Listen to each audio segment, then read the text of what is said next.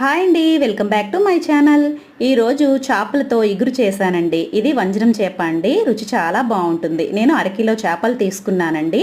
ముందుగా నిమ్మరసం ఉప్పు వేసి శుభ్రం చేసుకుని అవి ఒక ప్లేట్లో తీసుకొని ఉప్పు కారం పసుపు వేసి మొత్తం చేపలకి బాగా పట్టేటట్టు కలుపుకొని అవి ఒక పక్కని పెట్టు.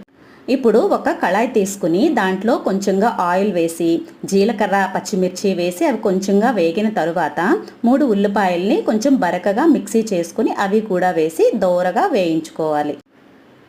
అవి కొంచెంగా దూరంగా వేగినాయి కదండి. ఇప్పుడు దాంట్లో 1 స్పూన్ అల్లం వెల్లుల్లి పేస్ట్ వేసి అది కూడా కొంచెం పచ్చివాసన పోయేంత వరకు వేయించుకున్న తర్వాత 3 టమాటాలు మెత్తగా పేస్ట్ చేసుకోవాలండి.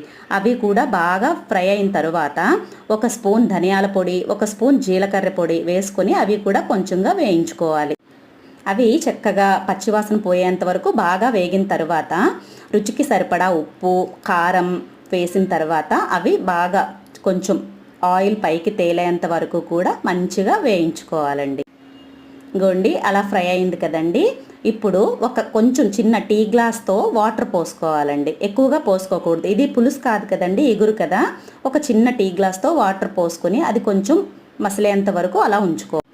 ఇప్పుడు మనం ముందుగా చేపలు రెడీ చేసి పెట్టుకున్నాం కదండి. ఆ చేప ముక్కల్ని మనం ఇగురు ఉంది కదండి దాంట్లో వేసి చక్కగా మొత్తం కూడా బాగా ఆయిల్ పైకి తేలేంత వరకు కూడా మగ్గించుకోవాలండి. అది కొంచెంగా మగ్గిన తర్వాత ఫిష్ మసాలా వేసుకోవాలండి. ఇది చేపల మసాలా చాలా బాగుంటుంది. అది అయిన తర్వాత కొంచెంగా కొత్తిమీర వేసి దించితే చాలా బాగుంటుందండి. రుచి మాత్రం చాలా బాగుంటుంది. ఎవరికన్నా నచ్చితే ఒక్కసారి ట్రై చేయండి. లైక్ చేయండి, షేర్ చేయండి, సబ్స్క్రైబ్ చేసుకోండి. Thank you for watching.